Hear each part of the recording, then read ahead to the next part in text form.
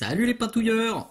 On se retrouve aujourd'hui pour une nouvelle session de soclage avec comme promis la fin du socle type jungle forêt. Alors je vous avais déjà présenté deux tutos sur celui-ci. Alors il y a un premier tuto général sur la mise en place des flocages, donc du sable et des graviers. Ça c'est la vidéo, la toute première que j'avais postée sur le soclage. Je vous remettrai évidemment le lien en description. Et on avait fait une deuxième vidéo pour vous montrer la mise en place donc des petites fougères en photodécoupe qu'on voit ici, un petit peu de flocage mousse et puis des petites racines séchées qu'on voit ici. Donc on se retrouve aujourd'hui pour la dernière partie, à savoir évidemment la mise en couleur. Donc toujours pour rappel, l'idée c'est d'obtenir quelque chose comme ça, avec un socle plutôt saturé, plutôt flashouille. Donc avec des couleurs qui se voient bien sur la table de jeu. Donc ça ressort plutôt bien je trouve. Hop, un petit tour. Hop. Pour vous donner un petit aperçu. Au passage, on m'a aussi posé la question, cette petite figurine, c'est un Maxan ou un Maxan, je sais pas trop, pour le jeu Savage Core. Le jeu qui sera bientôt disponible en français, qui sera traduit par Barbu Inc. Et ce petit pitou, je l'ai peint pour le livre de règles, donc si tout se passe bien, vous devriez le voir en action dans le bouquin. Allons-y, gaiement, comme d'habitude. Alors, j'ai déjà posé les couleurs de base pour gagner un petit peu de temps, parce que cette vidéo elle va être un petit peu longue je pense. Donc, j'ai commencé sur le sol. Alors, déjà, commençons par le commencement évidemment. La sous-couche, gros pchit, alors j'ai passé 2 passages de noir en bombe, toujours le Chaos Black de chez Citadel, et après j'ai repassé 2 pchits en zénital, donc directement comme ça, pour déjà rééclaircir tout le dessus, pour avoir un rendu un peu plus lumineux immédiatement, donc avec les ombres noires par dessous, là vous voyez c'est encore super sombre. Donc on reste avec des ombres qui sont bien noires et des arêtes et des zones lumineuses qui sont déjà bien blanches, donc on gagne du temps. Pour le confort de la vidéo, j'ai déjà repassé le bord en noir. Normalement je le fais pas, je le fais uniquement à la fin, mais ce sera plus agréable à regarder. Sinon vous voyez tous les petits pchitous de blanc, c'était pas magnifique. Donc allons-y, les couleurs de base. Pour le sol, j'ai mis du Castellan Green. On le voit juste ici. À peine dilué, parce que bon, c'est du socle, il faut y aller, c'est l'instant je bourrine et je me fais plaisir, après une dure journée de taf, on fait un socle, on cochonne, on en met dans tous les sens, c'est du bonheur. Du Castellan Green à peine dilué, 2 passages. Sur les fougères, c'est du Warpstone Glow, là aussi à peine dilué, 2 passages. Et sur les racines, alors ça va être une nouveauté en direct, j'espère que je vais pas faire n'importe quoi, je vais être tout à fait honnête avec vous, normalement toutes mes racines je les fais avec ça, du Carandon Granite, j'adore cette teinte, et c'est une teinte qu'on retrouve pas vraiment dans la gamme actuelle, ça permet d'obtenir des racines comme ça là, d'un marron désaturé grisâtre qui me plaît beaucoup, donc normalement je fais avec ça, mais je me dis que quitte à vous faire des tutos vidéo, autant vous faire avec des peintures qu'on retrouve, parce que celle-ci, vous aurez beaucoup de mal à la retrouver. Donc ça va être le test en direct. Et je suis parti sur une couleur que j'utilise beaucoup, c'est l'ombre brûlée Prince Auguste. Un truc important aussi, alors ouais, ça se voit quand même bien en vidéo. N'hésitez pas, donc même si le sol, je vous ai dit que je devais le faire tout en castellan, et ben vous voyez ici j'ai déjà mis des petites touches de Warpstone. Il y en a là aussi. Les racines, plutôt que de les faire que là, j'ai un petit peu débordé sur le socle. J'ai remis un peu de vert aussi, directement sur les racines. Si vous baladez un petit peu en forêt, si vous avez l'occasion ou même juste dans un jardin, un jardin public ou dans votre propre jardin, vous allez vite vous rendre compte que les teintes dans la nature, elles sont pas tranchées. On n'a pas la racine marron, la mousse vert foncé, la fougère vert clair ou un truc comme ça. Tout est mélangé. Alors la difficulté, c'est de trouver le bon compromis. Il ne faut pas mélanger toutes les teintes de manière trop forte, sinon vous allez juste avoir un gros gloubi-boulga totalement illisible. Mais l'idée, c'est d'avoir un rendu qui est quand même lisible de loin, donc bien propre, mais quand même avec des petites interactions entre les flocages pour qu'on n'ait pas des zones super tranchées, super marquées. Ça ferait totalement... Enfin, ça ferait pas réaliste du tout. Donc, n'hésitez pas, mélangez un petit peu. Ça permet d'avoir un rendu que je trouve beaucoup plus, plus réaliste et plus cool. Allons-y. Donc j'ai posé les bases. Alors je vais commencer par traiter évidemment le sol, parce que je vais brosser à sec, donc je vais cochonner. Je ferai ensuite les racines, et je terminerai par les petites fougères. Donc, maintenant que la base est posée, je vais ombrer. Alors je vais ombrer avec, ici, du Dark Tone de chez Army Painter. Où qu'il est? Viens voir papa. Ah, c'est pour lui. Le Dark Tone de chez Army Painter. Et toujours dans l'idée d'apporter des nuances, je ne vais pas mettre que du Dark Tone, je vais aussi mettre du Strong Tone qui est un peu plus marron. Si vous avez du Nuln Oil et du Agrax Surshade à la maison, ça marche très bien. Si vous n'avez pas de lavis tout près, vous faites un lavis de noir, un lavis de marron foncé, ça marche aussi très très bien. Donc on y va. Ça, c'est le Dark Tone. Je tartinouille. Hop hop hop. Ensuite du Strong Tone. Je tartine aussi. Je reprends du Dark Tone, je tartine. Ça c'est encore le Dark. J'essaie de pas trop en mettre sur le côté, parce que sinon ça fait des croûtes. Hop là. Tac tac tac. Je reprends du Strong. Un peu de Dark. Un peu de Strong. L'idée là, c'est donc de bien ombrer et puis ouais, d'apporter des nuances. Dès le début, vous n'aurez pas un sol uniformément ombré, vous aurez déjà des nuances de noir et de marron. Ça rendra bien mieux. Hop, je vais manquer de dark évidemment, donc on va finir avec du strong. Touc, touc, touc, touc.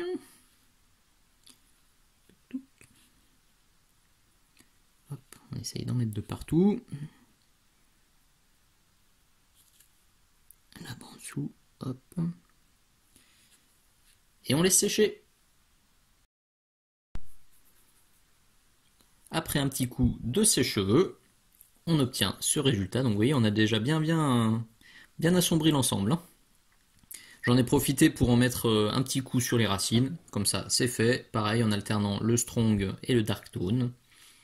C'est une étape de gratter. C'est toujours bon à prendre. Et ben, c'est le moment défouloir, brossage à sec. Alors pour des petits socles comme ça, où il y a pas mal de petits détails, où il faut se faufiler entre les petits éléments, j'utilise des petites brosses. Vous voyez, c'est pas de la grosse brosse trop violente, parce que je veux essayer de quand même pas tout défoncer, je veux quand même avoir un peu de contrôle. Maintenant, si vous êtes sur un socle de 120 ou sur une table de jeu, prenez plus gros, hein, évidemment, pour pas y passer 107 ans. Brossage à sec, hein, je pense que tout le monde connaît. Je trempe dans la peinture. Alors ça aussi, c'est un piège. Vous voyez, je laisse le pot ouvert. Je la fais en mode couillu. Ça, c'est la meilleure façon pour tout renverser et avoir le pot couché sur la palette, ou sur le bureau, ou sur le plancher. Et c'est une très bonne... Enfin, très mauvaise du coup. Mais c'est une bonne idée pour oublier le pot ouvert sur le bureau et le retrouver tout sec le lendemain. Donc je vous le déconseille, soyez plus raisonnable que moi, mettez un petit peu de peinture de Castellan Green du coup sur votre palette. Voilà, ça évitera les boulettes. On y va, donc je trempe, j'essuie jusqu'à plus trop marquer le papier. Et j'y vais. On brosse, jusqu'à obtenir des zones bien marquées en Castellan Green. Hop. Voilà.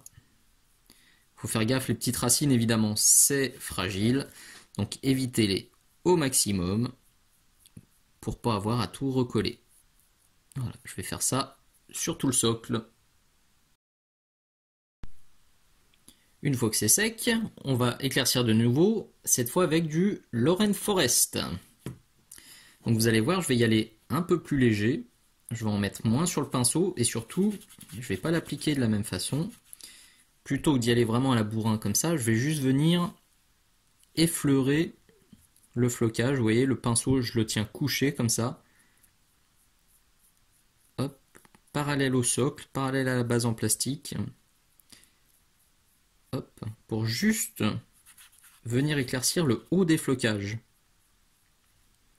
Alors évidemment, par endroit, vous pouvez appuyer un petit peu plus, toujours pour avoir de la nuance, de la variété, et du coup un résultat plus réaliste, plus naturel. Et on commence à le voir bien apparaître. Hop, hop, hop, hop. Donc il suffit de faire ça gentiment sur tout le socle. Je vais maintenant éclaircir une seconde fois avec de l'Elysian Green. Alors là, ça va être encore plus délicat, encore plus fin. C'est l'instant tendresse. Il faut caresser votre socle délicatement avec l'Elysian Green. Alors évidemment, entre chaque étape, je ne vous l'ai pas précisé, mais j'ai bien rincé mon pinceau, puis resséché mon pinceau pour continuer à faire du brossage à sec. Si vous laissez le pinceau humide, évidemment, ça marche vachement moins bien. Hop, donc là, je suis bien chargé. Et hop, vraiment, là, je le tiens à peine du bout des doigts. Pour éclaircir que les arêtes. Je pioche un peu, il en reste sur le sopalin. Hop, je vais vous montrer aussi ici. On a une zone bien dégagée. Et on y va gentiment. Et on fait ça de partout. Voilà ce que j'obtiens après avoir passé donc l'Elysian Green. Alors, on peut très bien s'arrêter là, hein, il n'y a aucun souci. J'ai passé 5 petites minutes sur ce socle et bon voilà, ça fonctionne, hein, le sol il fonctionne. Maintenant, moi j'aime bien les figurines et les socles bien contrastés, donc je vais aller un tout petit peu plus loin en mettant de ça, hein, que vous connaissez bien maintenant si vous suivez ma chaîne, du blanc cassé ou de l'ivoire, c'est la même chose. En fait, ce que je fais là, cette fois j'ai pas rincé mon pinceau, donc il est encore plein d'Elysian. Et je vais venir tremper un petit peu dans de l'ivoire, comme ça. Hop, je mélange. Et du coup, directement dans les poils du pinceau, ça va me faire un petit mélange Elysian plus ivoire. Que je vais venir frotter, enfin, juste appliquer comme ça. J'espère que ça se verra sur la vidéo. Oui, je tapote comme ça, juste pour mettre à droite à gauche des zones vraiment très claires. Alors ici par exemple, ici... J'en mets pas de partout, hein. Le but c'est juste, encore une fois, d'apporter des nuances et des différences d'ombre-lumière sur le socle. Là. Par ici par exemple. Hop là, j'espère qu'il a bien fait le point. Hop. Et j'en ai pas repris, hein. J'ai pas repris d'ivoire, j'ai pas retrempé depuis le début. Là c'est juste pour apporter 2-3 petits points de lumière supplémentaires. Tac, tac, tac. Sur le sol, je pense qu'on est pas mal. On va pouvoir attaquer les racines. Alors, les racines, pour rappel, elles ont reçu une base de ombre brûlée, Prince Auguste. Et elles ont déjà pris un lavis de Strong Tone qui est là et Dark Tone qui est ici. Donc on va les rééclaircir un petit peu en utilisant du style Légion Drab qu'on voit ici. Alors l'idée c'est pas d'avoir un résultat super lisse, hein, au contraire c'est de l'écorce, donc c'est le moment aussi où on peut s'amuser à tapoter avec son pinceau et comme ça tac tac tac, on essaie juste de donner un peu de texture, un petit peu de vie, principalement sur les zones qui viennent choper la lumière, hein. Hop, on vient reprendre celle-ci du coup, hein, qui a été bien amochée pendant le brossage. Hop. Voilà, on vient reprendre quelques zones bien lumineuses, comme ça, donc avec le style Légion Drab. Je vais rééclaircir une seconde fois en utilisant du vert gris moyen, toujours chez Prince Auguste. J'aime aussi beaucoup cette teinte, hein, ça permet d'obtenir quelque chose, comme son nom l'indique, de vert gris. Ça fait assez désaturé, vous voyez, comme ça, là, ça permet d'avoir vraiment de la vieille racine qui a vécu, qui a été lavée, délavée, qui est couverte de mousse, qui a moisi, qui a pris du lichen, des trucs comme ça. Et ça, cette teinte-là, donc le vert gris moyen, fonctionne très bien pour ça. Alors, une fois de plus, je ne vais pas chercher à faire un dégradé de fou, donc je dilue à peine. Hop, et je vais venir tapoter, vous voyez, comme ça, pour faire des petits points, des petites accroches de lumière sur les intersections, à droite, à gauche. Je ne vais pas en mettre de partout non plus, parce que derrière, je vais refaire un gros lavis de vert pour représenter les petites mousses. Hop, vous voyez. J'essaye de ne pas en mettre de partout, mais il faut quand même bien redéfinir les différentes zones de racines pour que sur la table de jeu, on voit bien qu'on a une racine là au milieu. Je vais maintenant venir apporter un petit peu de vie, un petit peu de mousse et de lichen sur la racine en utilisant le Warpstone Glow là, que j'ai déjà sorti parce que c'était la base des fougères. Donc là, et juste à côté, vous reconnaîtrez peut-être le Mood Green que j'aime beaucoup, qu'on peut bien utiliser aussi sur la peau des orques. Ça marche aussi bien sur la peau des orques que sur les armures, que sur les mousses, que sur les sols. Le Mood Green, c'est super. Hop. Alors là, pour le coup, c'est du dilué, hein, parce que ce que je veux faire, c'est de la nuance. Donc j'y vais bien diluer. Et après, je badigeonne. Hop. Donc ça, c'est du Warpstone. Ici, c'est Warpstone. À côté, je vais venir mettre du Moot.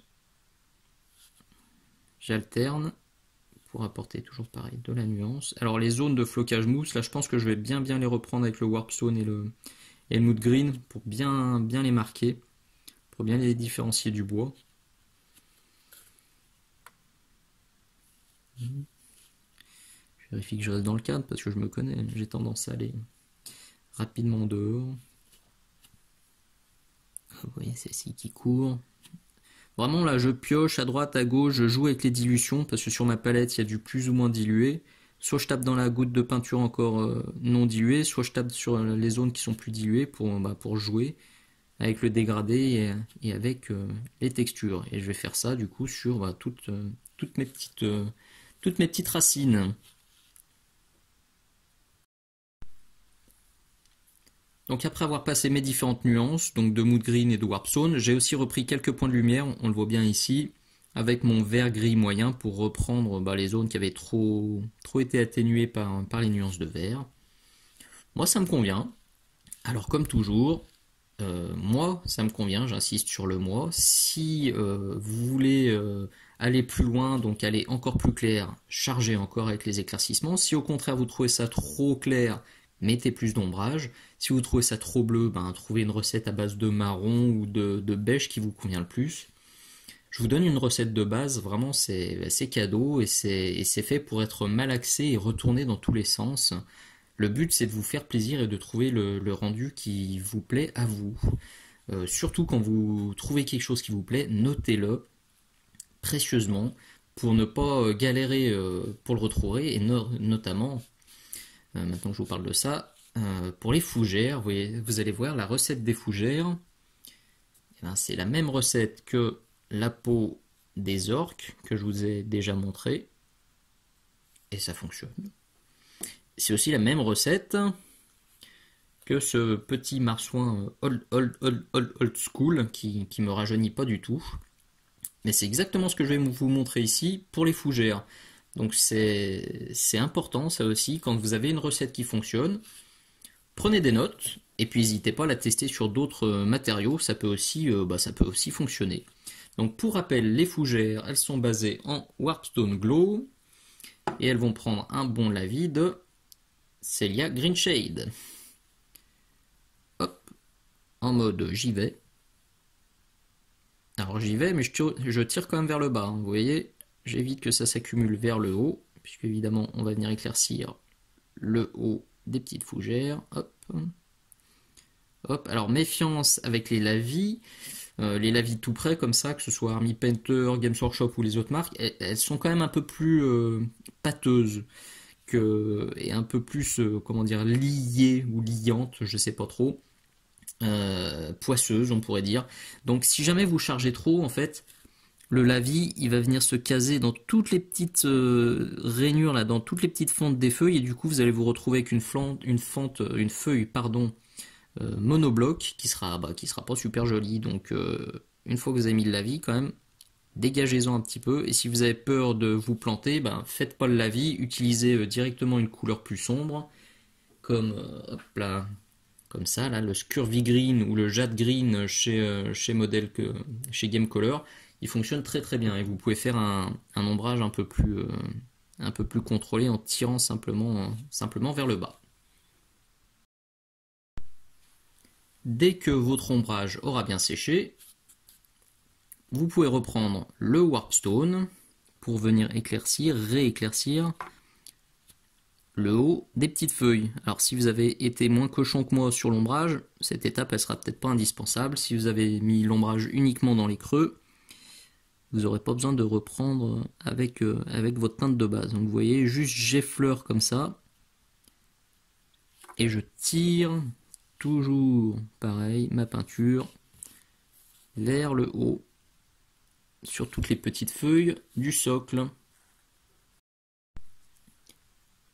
Avant-dernière étape sur les fougères, on va venir rééclaircir encore avec du mood green. Donc on en a déjà sur la palette, puisqu'il nous a déjà servi pour les petites mousses. Je le dilue un petit peu plus que tout à l'heure. Hop. Et je vais venir le mettre évidemment sur le haut des feuilles. Donc plutôt par là. Hop. J'en mets sur celle-ci. J'en mets sur la petite. J'en mets là. Je pense que je vais faire 2-3 passages pour avoir quelque chose de bien lumineux. Je vais essayer de prendre aussi déjà le bord des feuilles là pour bien les détacher du reste du socle, pour qu'elles se voient bien de loin. Parce que tant qu'à faire, on a des feuilles qui sont très finement détaillées, donc tant qu'à faire, autant que ça se voit. Et autant mettre ces petites micro-feuilles et ces micro-nervures bien en valeur. On commence à avoir quelque chose de plutôt cool. Vous voyez, les feuilles là, elles se démarquent bien, elles se détachent bien du socle, tout en restant bien dans le même thème, dans la même gamme de teintes. Donc ça fait un ensemble plutôt cohérent. Alors, comme pour les racines, si vous voulez vous arrêter là, il n'y a aucun souci. Moi je vais pousser un tout petit peu le détail, toujours avec mon blanc cassé, mon ivoire. Je vais venir, alors je vais essayer de vous le montrer sans sortir du cadre, ça risque d'être compliqué, parce qu'il faut viser juste. Alors je vais venir reprendre le bord, avec du blanc cassé à peine dilué, le bord des petites feuilles là. Je vais essayer d'en surligner une ou deux pour vraiment que le motif de loin il claque vraiment quoi. Je vais en mettre là-bas un tout petit peu aussi sur le haut. Si c'est trop poussé, je repasserai un tout petit peu de mood green dilué. Je passerai un petit film, un petit voile pour tout simplement pour refondre un peu l'ensemble. Là, vous voyez, la feuille là, elle ressort encore vachement plus par rapport à celle-ci qui a pas pris le petit coup d'ivoire. Donc je vais terminer tranquillement toutes les petites fougères et je vous montre évidemment ce que ça donne. Et voilà où j'arrive. Donc vous voyez là les feuilles, vraiment j'ai poussé le contraste encore plus fortement que sur le sol pour que vraiment elles se détachent. Alors une fois que vous aurez posé une figurine dessus, hein, franchement c'est... moi je trouve que ça fonctionne. Hein. Vous voyez, ça se détache bien de loin. Et bon là faut imaginer évidemment qu'il y aura une figurine au milieu. Alors, une fois de plus, on peut très très bien s'arrêter là. Moi, je vais pousser un tout petit peu. Ce serait une figurine d'exposition, un socle d'exposition. J'irais même plus loin. Je poserais encore 4-5 types de végétation différents pour vraiment obtenir un résultat le plus proche possible de la nature. Parce qu'en forêt, c'est quand même rare qu'on ait qu'un type de végétation. Donc je rajouterai d'autres feuilles, des petites touffes d'herbe, encore un petit peu de mousse et surtout des nuances de violet par exemple sur les feuilles, plus de nuances de marron sur le sol.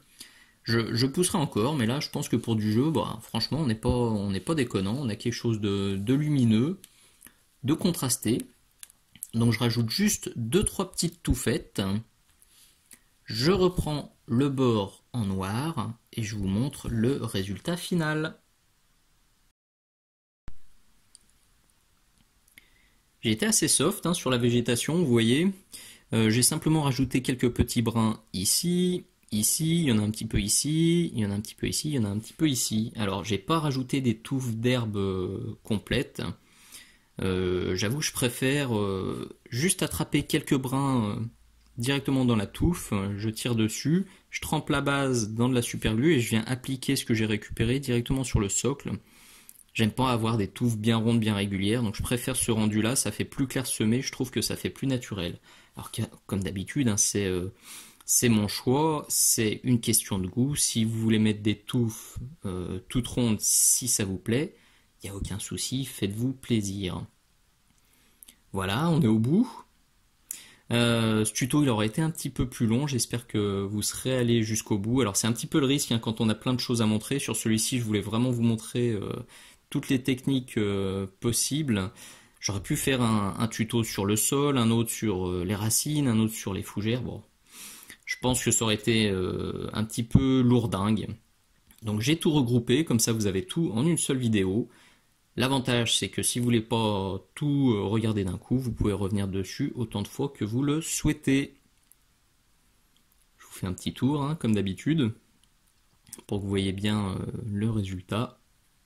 Hop, hop, hop. Allez, un deuxième pour la route. Et on est au bout.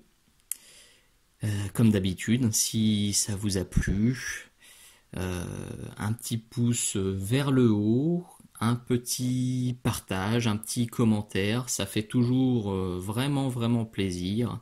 C'est très bon pour la motivation, ça me donnera envie d'en faire plus, encore plus rapidement. Et voilà. Merci beaucoup, à très bientôt. Ciao ciao.